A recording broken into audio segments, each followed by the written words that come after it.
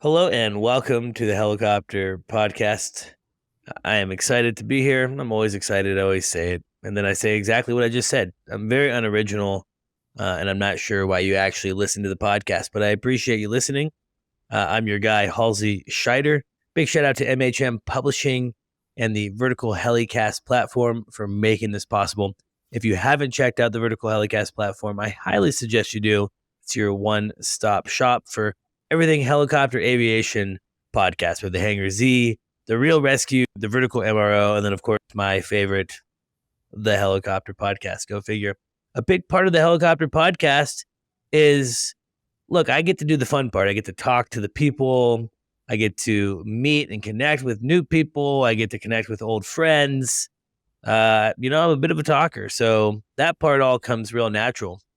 The part that I'm not great at is producing the podcast. In fact, if you go all the way back to the first few episodes and probably up to like episode, 20, 30, maybe even beyond, you may see that my production level wasn't so great. And so I had to enlist some help making my podcast look and sound and feel better so it could be more enjoyable for you guys. And someone that's helped me do that is my good buddy, Zach Whitehead. I've mentioned him on the show before, but he hasn't been on the show. So, producer Zach, welcome to the Helicopter Podcast. Well, hello, Halsey. Thanks for having me on, my man. About time. Totally.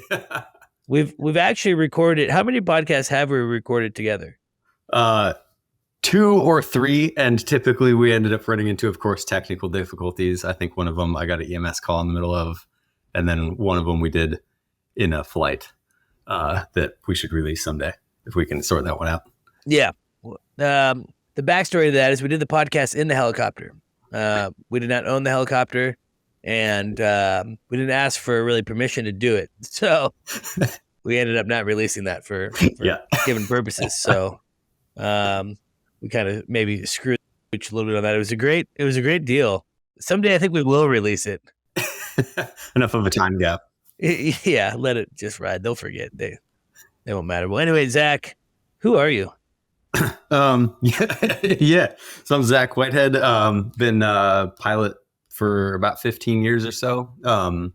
And I'm married, got 3 kiddos, and work with Halsey at Helicopter, of course, as well.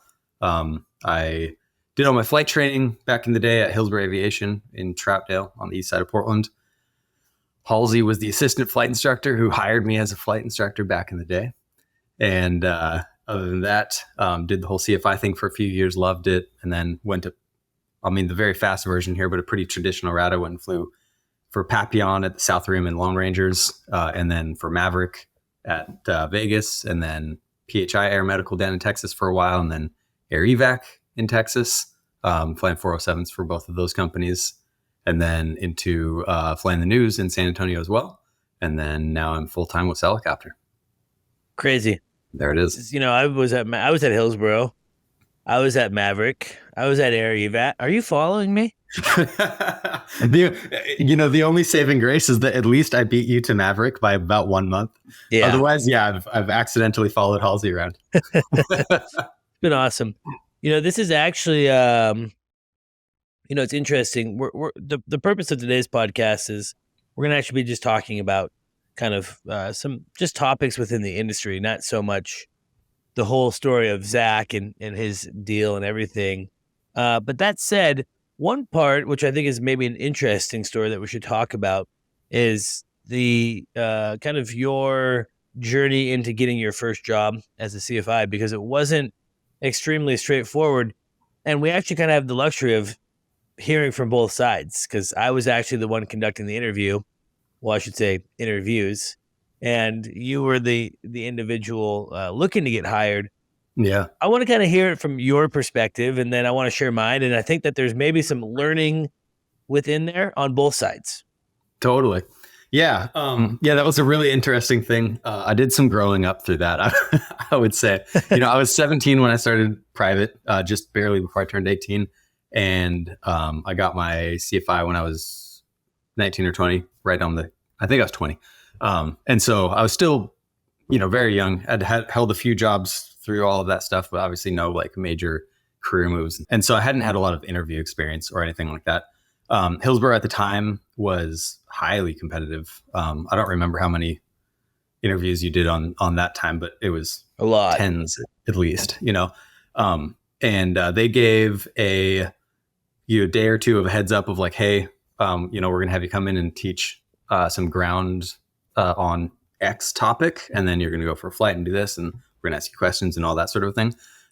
And comically, I think I don't know if I had just thought this through on this one thing, it could have gone better. But on the flip side, I wouldn't be too surprised if I had a general impression of just being like young, naive, and unprofessional, probably something along those lines.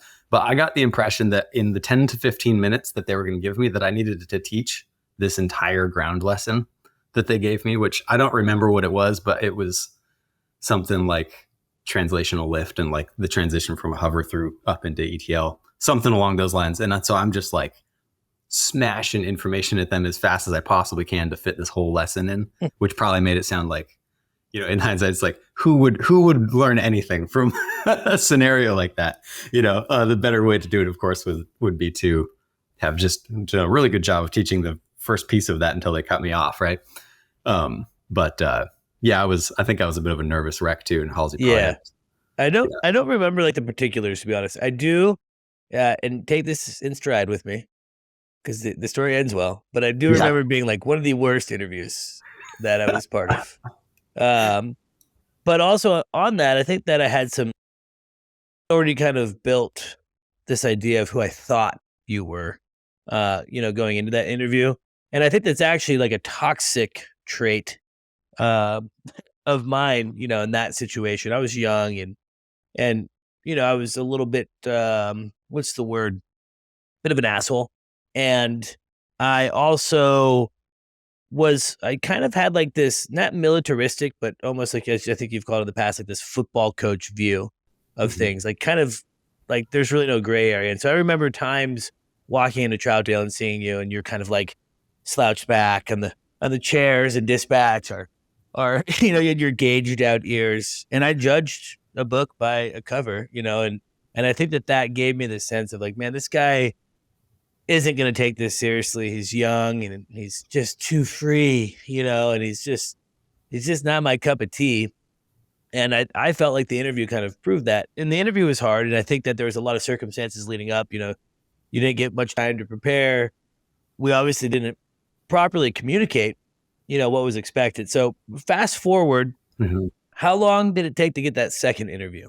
I'd say that the way that I kind of took it, obviously, especially like young kid, I was living with my parents here in town. And as everybody knows, with the prices of getting student loans and stuff, I wasn't really even considering at the time the option of being able to go to other schools in other cities and then also have to pay rent on CFI income. And so for me, it was really like Hillsborough or nothing. And so I just took it as a bit of like, it was a big blow, but on the flip side, I was like, okay, well, like learn from it and figure out a solution here. And the one thing that I hadn't done yet was I had my CFI, but I hadn't gotten my double I yet. So I started working on that. I got hired on onto the dispatch team, working the front desk for the company. And then that took me about a year. I ran into some financial problems getting through the very end of double I there. So it kind of stretched it out a bit, but so I ended up working dispatch for like a year, got the CFII, and I didn't reapply for the interview until I had the double I. And then. So he came in, and his name comes across, and kind of the thing at Hillsborough, at least at that time, was like, hey, look, if this was a student, a person that has come to our school, paid to be there, especially a guy like Zach, who really, was young, not supported financially really from his parents through that. I think there was some family assistance and other things, but kind of similar to me, kind of had to scrap it together, that, we wanted to give people a couple opportunities, like 2 opportunities to, go out and interview. And we always took that first interview as kind of like part of their flight training, almost like, hey, look, this is your first experience. If it doesn't go so well, give us some time. And if you want to come back, we'll offer that second interview. And again, he came into a very crowded time, very competitive. I could be lying, but I'm thinking like we did 2 or 3 straight days, all day interviews, 10 people a day. And, maybe we had 2 spots available or something. It was tight. I remember that. And I remember Zach got the unfortunate hand of being like one of the last interviews. So I was checked out. I did not want to be there. And on top of it, I didn't really care for Zach. I was like, man, this guy had a horrible interview last year, and this is just wasting my time. So I'm going to really throw the book at Zach. And again, look, I was kind of a different person back then at, 22 years old than I am as now a 36-year-old. But that was my mindset at that time. And man, I threw the book at him. I mean, I went out of my way to make his interview challenging, just wanting to watch him fail. I mean, again, it's not a great aspect, but that was my personality then, I guess. And he killed it. He literally answered everything that I threw at him. He taught perfectly. He won that interview, and it went from, Zach is definitely not going to get hired to at the end of the interview, it's like, we have to hire Zach. That was by far the best interview that we've ever had. And so it went from this horrible interview a year before coming back into it with all the cards stacked against him. Little did he know. And he knocked it out of the park, and so the lesson there for me is the tenacity of, taking bad news in stride, not letting it deter you, and then going out for, what you want to try to get. And Zach did a good job at that. And I really applaud Zach because that interview wasn't easy. And yeah, man, I did not want to hire him. So him coming into that and being able to do that was incredible. And, the rest is kind of history. Zach and I worked together at Hillsborough. We both moved on. I remember talking to Zach a couple times after flight school, realizing, oh, I don't think Zach actually likes me. And I thought to myself, well, yeah, I don't necessarily blame him. In fact, it was really solidified when I got hired at Maverick. I called Zach and said, hey, it looks like you're at Maverick. I'm going to come. And we're talking, and I hung up the phone. I looked at my wife, well, girlfriend at that time, but wife now. And I said, yeah, they definitely does not like me. And so, I think the learning lesson for me, as I started to get a little bit older, 24, 25, 26, kind of outside of that flight school environment where I thought I was really king of the castle, is that because I was a bit of a jerk at times, and honestly, it wasn't horrible. I did a lot of really good things too. I don't want to fully demean myself, but I was rigid. And I think I rubbed people the wrong way. And that affected my ability to get jobs in that stage of my career.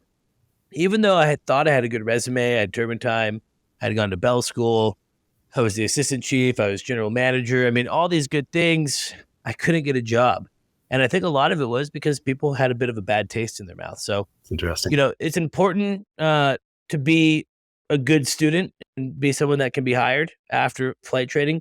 And then if you do work your way up into an organization, specifically a flight school, it's really easy to think that you're cooler or better or bigger than you are as a CFI, especially as you start to get high time. I wasn't the only guy that would get, more experience and then kind of not be the nicest, CFI to others. So, just keep that in mind.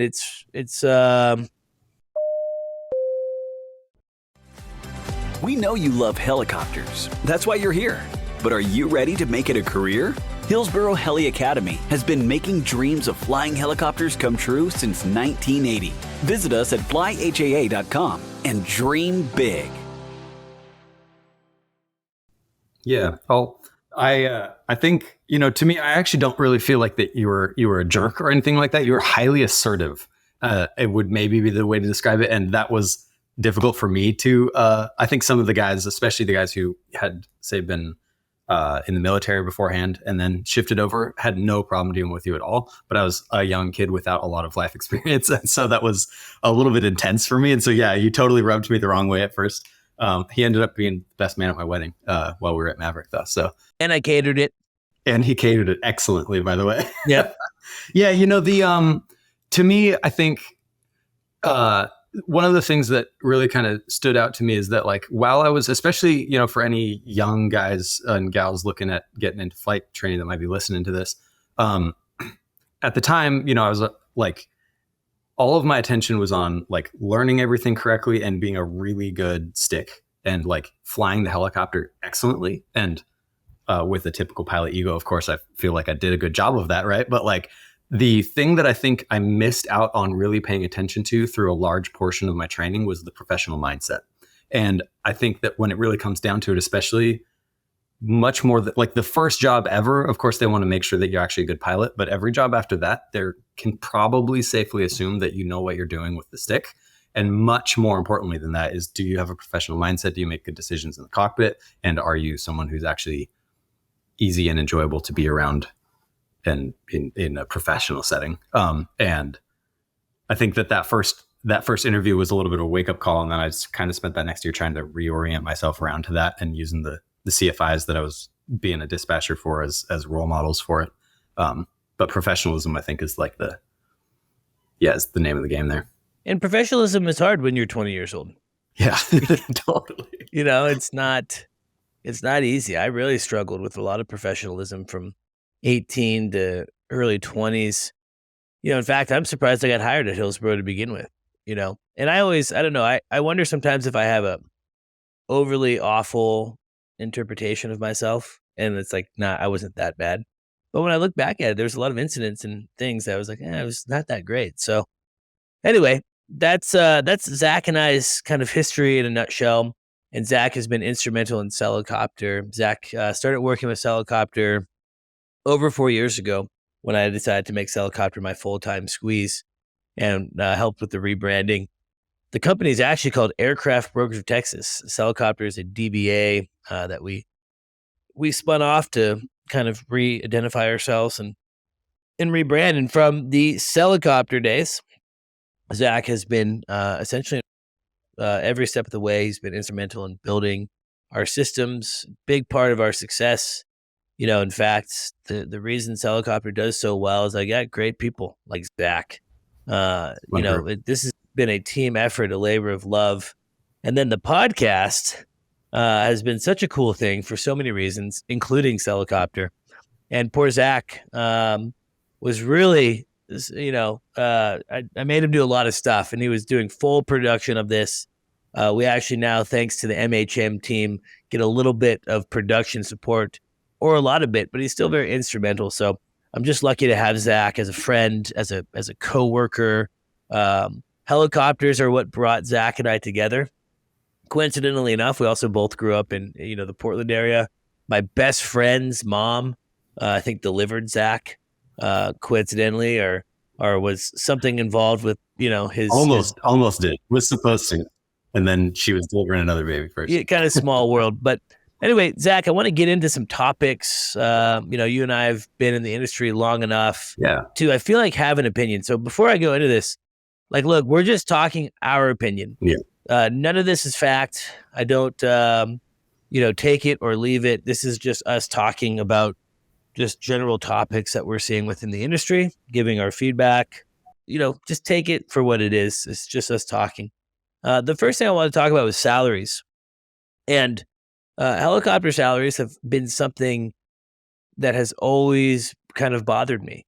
From your first job working as a CFI to my last job that was full-time flying was air medical, I always felt like helicopter pilots were undervalued.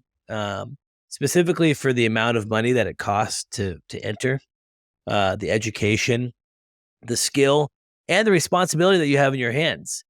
I don't know what pay is now. I remember starting as a flight instructor. I think I was like $14 or $15 an hour to a point where I had to deliver pizza. But I went and I just looked up some average salaries from 2023. So this is from last year, so maybe things have gotten a little bit better. This was just through some different online sources that I was able to dig around. So current air medical salary ranges between 70 and 90. Offshore, so oil and gas, is 80 to 110.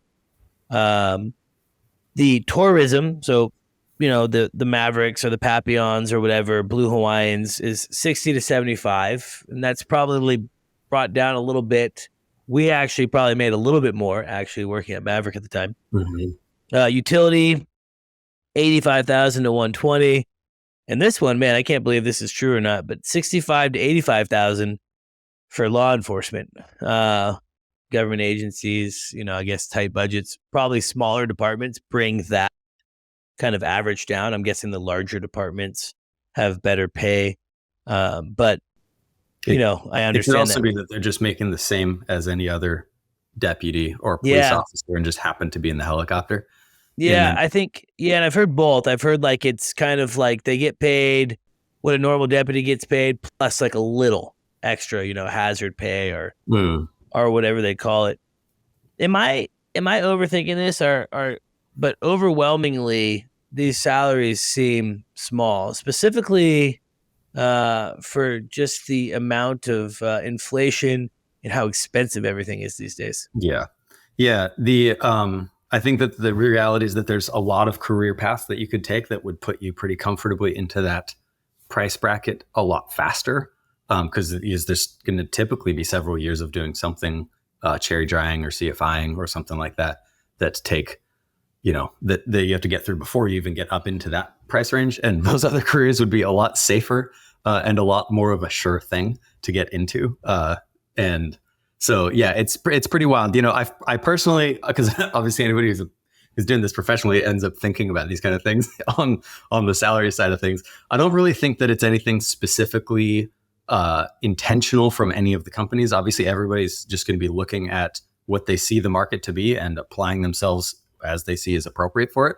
But the main things that really stand out to me is, like, for one, I have no way of, like, this could be super subjective, but to me, I've found typically, especially say compared to airline pilots or airplane pilots in general. Sorry for any of you listening here as I rag on you, but seems to be a really high level of passion in helicopter pilots, like more so than a lot of other careers. And I think one thing that leads to is, I'm sure most of you can relate to, especially in the first few jobs that you get, you're just like amped at the idea that you're not the one paying for the helicopter anymore. So like even doing it for free would still be several $100s an hour cheaper than what you were doing. So, and just making any money and getting to fly helicopters is amazing. And so we're willing to say yes to numbers that otherwise in a harder or less fun job, we maybe wouldn't say yes to. And then that kind of suppresses it to some extent anyway, and it's hard for a company to not feel like, well, if you want more, they probably have 10 other pilots who are willing to say yes to that low number, so. I mean, I think that's a big part of it, right? I think that specifically smaller companies, and this is not all, I'm not speaking directly to any company, but it seems like smaller companies that maybe are doing mainly piston work, but maybe have like a 206 or an A-star or something. It's like they dangle a carrot and it's like, okay, we're going to pay you garbage, but we're going to dangle this carrot that you might get a turbine transition, or we might let you do this utility operation.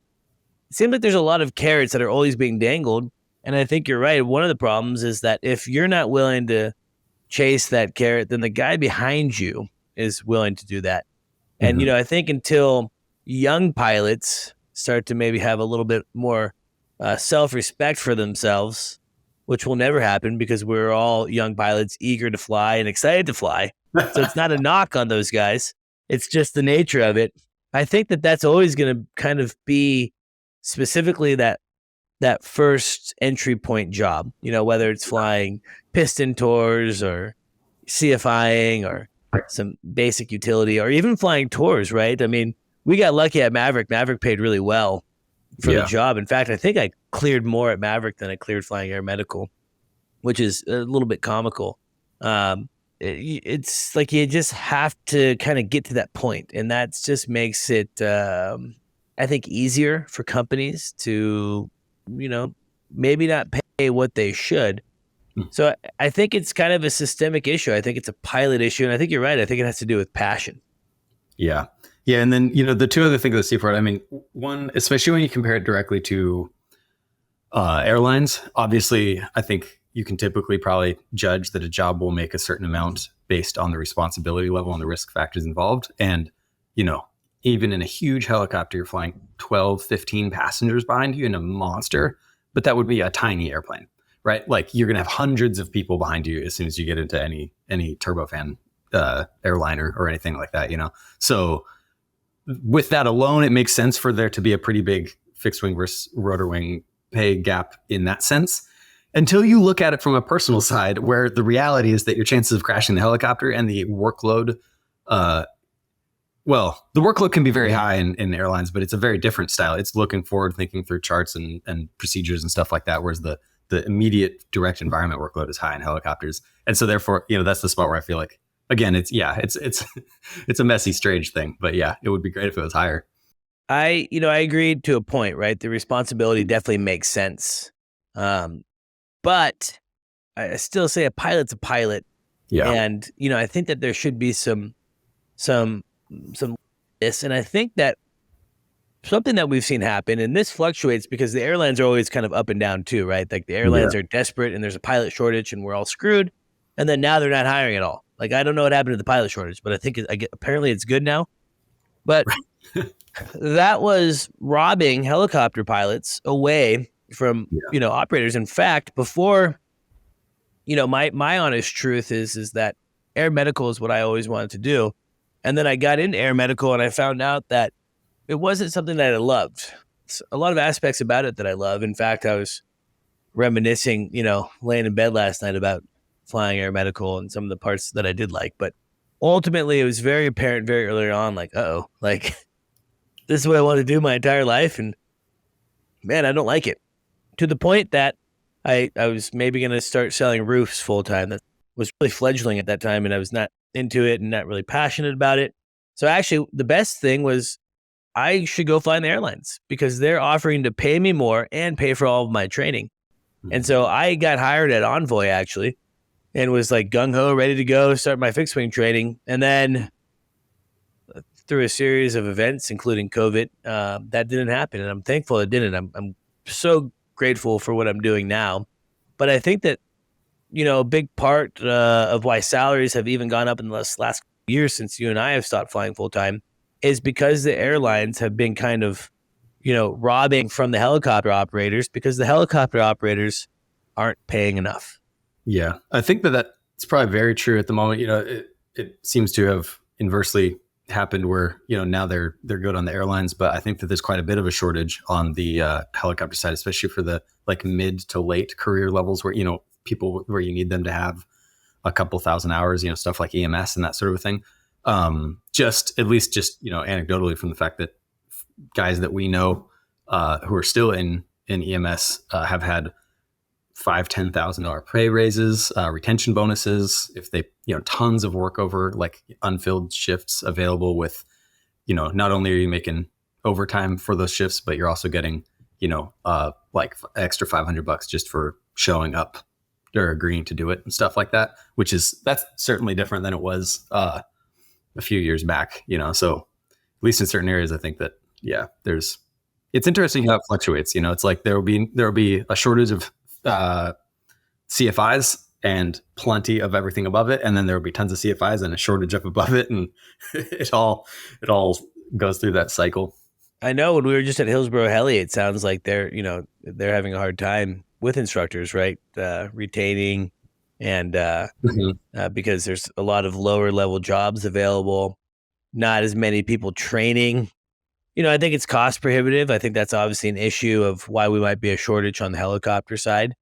And I think with some of the resources like the podcast and other things, people, I've talked to plenty of people and I can only give people my honest truth about what it's like to be in the industry. There's a lot of passion. There's a lot of excitement. Flying helicopters is the coolest thing that you can do with clothes on. And, but at some point it does lose its appeal a little bit. And it can be very hard on marriages, especially if you're on the utility side where you're gone for long stints. Even air medical, you might be gone. Ian, our mutual friend, was with a young family commuting, gone for 9 days, home for 5, right? On his last air medical. It's very challenging. And then on top of that, it's kind of like a salt in the wound of just not being compensated all that well. It does feel like a little bit of a turnoff. And so I really hope, I don't know exactly what will change it. I think it's at some point the companies will not be able to be staffed. And so they're going to have to start, looking at their benefits, looking at their salaries, and making it more appealing. On the lower side, our lower time friends maybe need to, be a little bit more firm on not just accepting, bad wages. I talked to a CFI recently, wasn't at Hillsborough Heli, it was at a different flight school, and they had mentioned their pay. And I think it was like $20 an hour or something. And it's like, I bet I can go at McDonald's and get paid more than that. And there's nothing wrong with working at McDonald's, but your chances of dying at McDonald's are slim. You might get food poisoning, right? But you might gain some weight from the free Big Mac. But like, you're not going to die because your student, tulips the blades, right? So like, it's just kind of crazy to me. I think that there's a lot of factors that go into it. And I would just hope that as a community of pilots, we can all do better in supporting each other of trying to hold companies accountable for paying a little bit better. Thank you to our sponsor, Precision Aviation Group. Mission-critical operators and fleet managers rely on Precision Aviation Group as a worldwide leading rotor and fixed-wing MRO provider. PAG provides tip-to-tail solutions in 4 MRO segments: avionics, components, engines, and manufacturing DER services. A single point of contact gives you access to over 150 million in inventory globally, 24/7. Just call 800-537-2778. Precision Aviation Group. Others sell parts. We sell support. Yeah, it's a really interesting thing. On the flip side, interestingly enough, and I think that you and I have gotten to see this, especially as we help small operators purchase and sell aircraft and stuff like that. We've gotten to see kind of behind the veil a little bit there. And one thing I've also noticed is, especially with small companies, this isn't true across the board. There's some that make really, honestly, incredible profit margins, but a lot of them, especially the small ones, the amount of money that it costs them to operate compared to their expenses is like, it's huge revenue, huge expense. They're throwing millions of dollars around constantly and making like, single digit percentage profits off of it all, which, in some scenarios, they really might not actually, I don't know how much room they necessarily even have to improve the pilot pay. Yeah, things are definitely, for sure slim. Margins are slim. Yeah. In fact, the best way to make money in a helicopter operation is by starting with money. Absolutely. Right. Yeah. If you don't have a loan on your helicopter and you own everything outright, that's, yeah. We see that all the time. A lot of our friends that operate within the industry, and they're out there, man, they're hustling, they're working their ass off. It's tight. Zach and I know that all too well. So it's interesting. I hope salaries will continue to go up, but I hope it's not going up proportionally to the inflation that we're seeing, because that also doesn't really help the case. I just feel like long-term, guys and gals that are flying aeromedical, guys and gals that are flying oil and gas and or corporate VIP, they should be compensated, in the higher six-figure, higher, let's call it 150 plus, if not even more in certain circumstances. So anyway, if you're having an opinion of salaries, feel free to reach out, comment, message us, let us know what you think. One of the things that might actually not be helping all of this is this idea of autonomy. I know that you were gone for a little bit, Zach. Were you around when I had my talk with Hector from Rotor AI? Yeah, it was a really interesting one. So that was a weird podcast for me to do, because I was like, well, on one hand, it's pretty cool. And on the other hand, I'm like talking to the guy that is maybe trying to kill the career, the pilot. Yeah. To remove them totally, or at least make them on the ground, which is obviously safer. But if we wanted to be on the ground, then none of us would be pilots in the first place. Exactly. You know what I mean? Like, that's a really interesting one. We'll see. I think, again, this is just what do I know? I'm just a pilot giving his opinion on it. But I think it's one of those things where inevitably that will fill some roles. And there's certain things that I think will make a lot more sense to be done in that sort of a way. Maybe even things that aren't really getting looked at right now, but I could see something like that actually being pretty useful for firefighting, where you can put it into an intensely smoky environment without worrying about the people in it needing to be able to breathe air. There's certain stuff like that. The one saving grace that I think pilots should keep in mind, as far as like fear of the whole industry disappearing, is that I think there's two things. I think one is that the public's trust of having these things fly over their heads in populated areas is going to be, maybe it'll happen eventually, but there's going to be a lot of proving grounds that have to be gotten through before that. So any flying that happens in cities, I think would stay the way it is now. And bigger and more than that is anything where the helicopter's job is to carry another person. If the pilot's not willing to be in there, then why would I want to be in there? I want the pilot's skin in the game. If my skin's in the game, you know what I mean? So tours, EMS, flight instruction, all these types of things are still I think they have to exist still with the pilot in the helicopter, because otherwise, just imagine getting in a Boeing 747 without a pilot. I mean, it's almost kind of the case though, right? I mean, those things really, truly do fly themselves. Yeah, but there's a guy there to see when it does something wrong and take over. I mean, look, I get the idea. I mean, that's definitely the world we're moving in. Autonomy, AI. This is like the new frontier. I think that this is like our WWW, right? Like you and I were both alive kind of when the internet started coming along, but we were pretty young.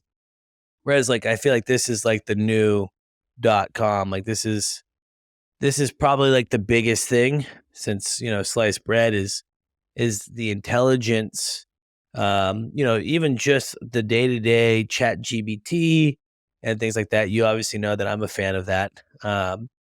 And what they're able to do now in these helicopters and fly them, autonomously on the Robinson platform, which honestly is a hard helicopter to fly. It's pretty incredible.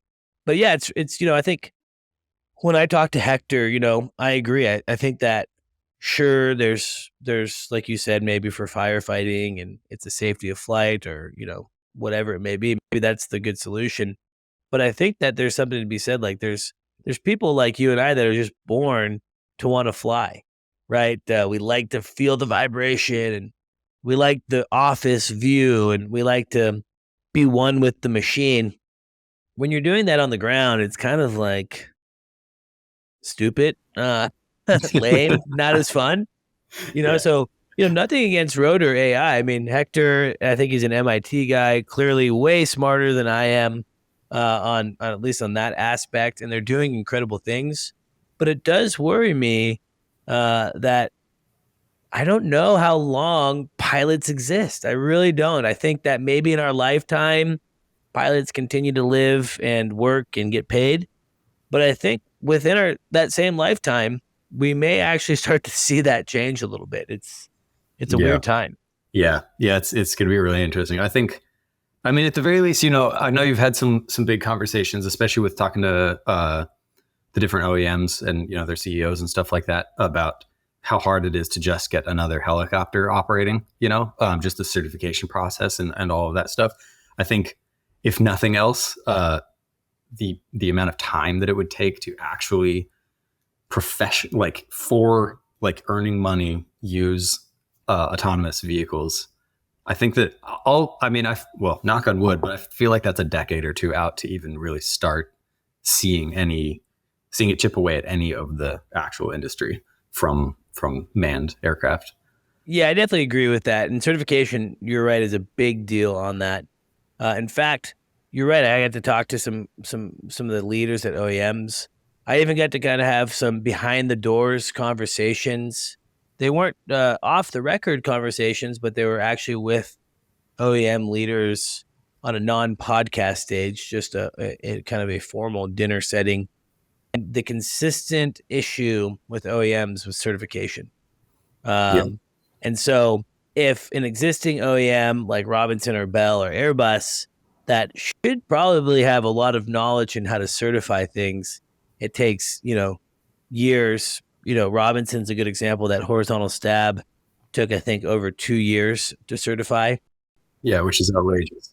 The second it gets put on the helicopter, it enhances the safety, right? So it's just like all this crazy bureaucracy involved. But one of the problems with the certification is the fact that we have the autonomy and we have the eVTOL, because those are now drawing from those same regulators and taking Mm. those regulators away from traditional flying. And am I saying that's bad? I'm not saying it's anything. I'm just saying that that's part of It's a competition of resources. why certification is taking so long. And then, of course, Boeing didn't do many favors because, I think a big OEM like Boeing, even though it's not necessarily helicopter specific, even though they do play roles in helicopters, I think that was a big wake up call for regulators that they weren't regulating enough, right? They were kind of letting the bigger OEMs, hey, you guys have been doing this forever. We trust you type of situation, kind of the good old boy type deal. Whereas now we find out like, no, there's a lot of issues there. And not that I'm here for over regulation, but clearly if you completely lack in regulation and let these big companies that are for profit, cut corners and do things that they shouldn't be doing, then people die. Airplanes crash, doors fall off, crazy things happen. And so, that's now tightening up regulators. So I agree. I think that that certification is going to be a big hassle. That's been a conversation that you and I had with Hill Helicopter. Mhm. Hill is a cool concept. Jason Hill Yeah. is an incredible human. Certification is a battle. And I'm Totally. curious to see if their commercial, the HC50, can get to the finish line in a timely manner. Yeah, I'm rooting for Hill. I like Hill. But the certification spot does kind of scare me a little bit. totally. Yeah, I feel. I mean, obviously, it's maybe just optimism, but it seems pretty warranted optimism. But I think that they're going to successfully make a really awesome machine, but that deserves certification.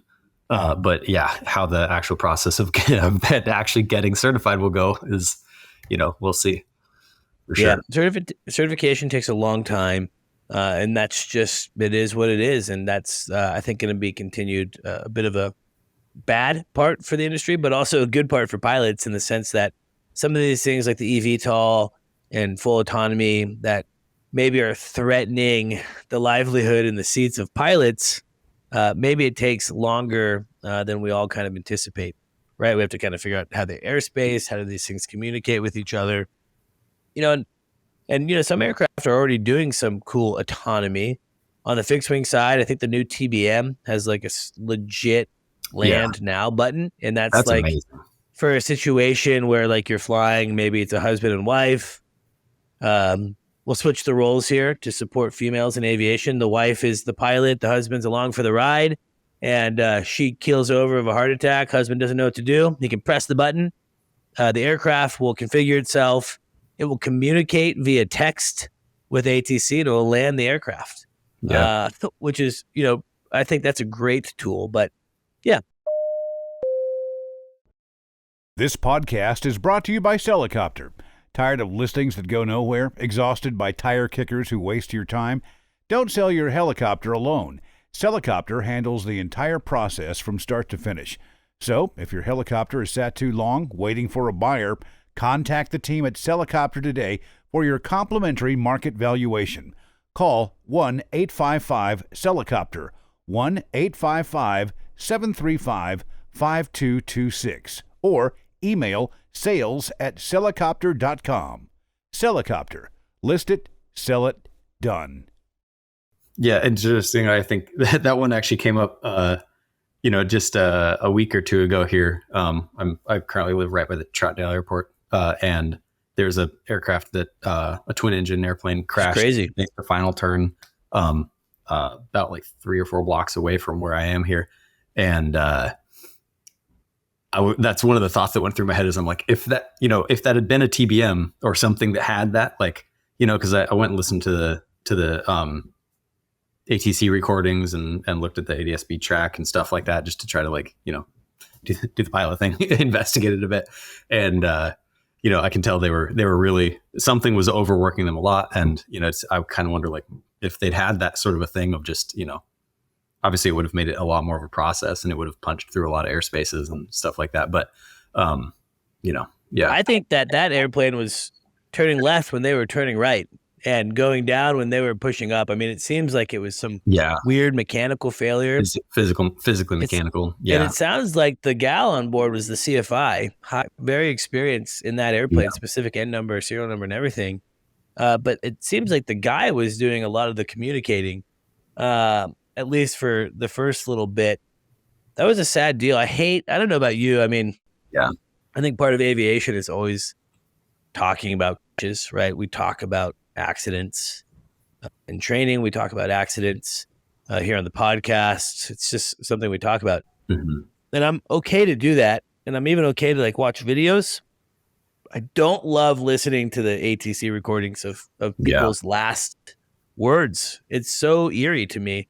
I haven't listened to the recordings yet. I know that you listened to them, soon after, and I was like kind of tempted, but it weirds me out to hear that, because that totally, you can hear the stress in their voice. You can, totally. Yeah, for sure. Yeah. And I think that might be the case. And if that was the case, then an auto land button wouldn't. I don't think it would have worked. I mean, I think that thing was, completely, and it hadn't been flying. I think I read an article. Just came out of maintenance. That was a maintenance. It came out of maintenance, but it had not flown for like a while. Yeah. I'm not going to say how long because I don't want to misspeak, but it was like, it was kind of collecting dust for a bit.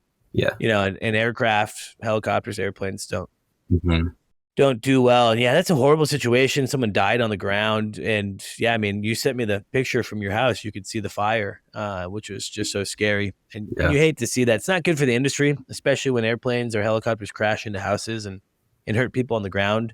I can only imagine the community around the Troutdale Airport right now is probably doing anything and everything they can to have it so airplanes are no longer flying over their house. Yeah, there's petitions into the FAA on it, actually, which, that's a whole other topic right there. That's a tough one, Done are the days of you move next to an airport. I learned that early on, actually, in my career at Hillsborough. Hillsborough Airport had thousands of noise complaints. In fact, when I was at training, there was a big group called CRASH, Concerned Residents Against Student Helicopters. And they were coming up with all these crazy claims. The avgas is causing, developmental issues in their children. Europeans that don't speak English were teaching people how to fly helicopters. All these crazy things. But those movements can actually really affect general aviation. We've seen it in California, specifically with curfews, with general aviation airports, like iconic airports like Santa Monica, being shut down. It's a big deal. And we can't use the excuse of you moved into next to an airport, right? That doesn't actually move the needle to have us be successful.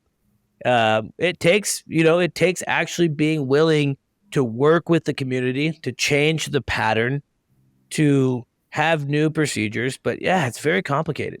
Yeah. I sure would love to see avgas no longer be leaded. I think that it's been long enough. We could probably get over that. That's pretty ridiculous. I don't blame them for saying that one. Holy cow.